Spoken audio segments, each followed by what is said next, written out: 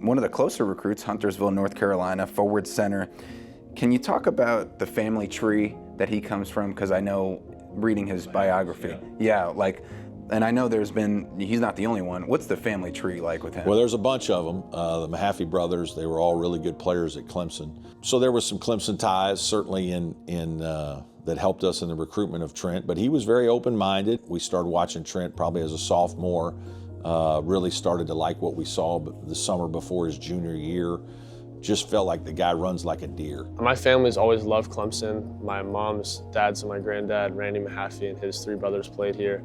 Aunt, uncles, we always loved to come down here. So I remember this place just as a little kid. A lot of these restaurants and stores, I just remember walking around and seeing a bunch of these places. So it's always been a great spot for me and my family.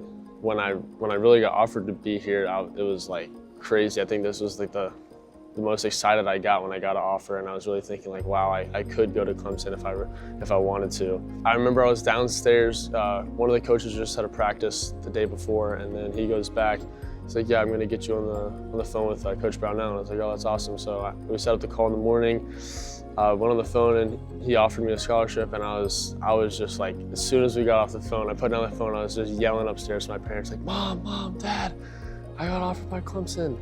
And so they were really excited. They sprinted down the stairs and were really excited for me. And then I gave my granddad a call that day, and he was really excited as well. He didn't want to push me in any way towards Clemson. He wanted my decision to all be by myself.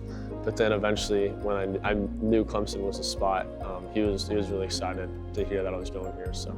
You know, and he's a very proud alum. He's a guy that's been coming back to our alumni. We have a great alumni weekend every year. It'll be even more fun this year when they start coming to some games, and but I've had a lot of fun conversations with his grandfather and uncles and all those guys over the years. So I'm sure he's very proud that his grandson is a Clemson Tiger.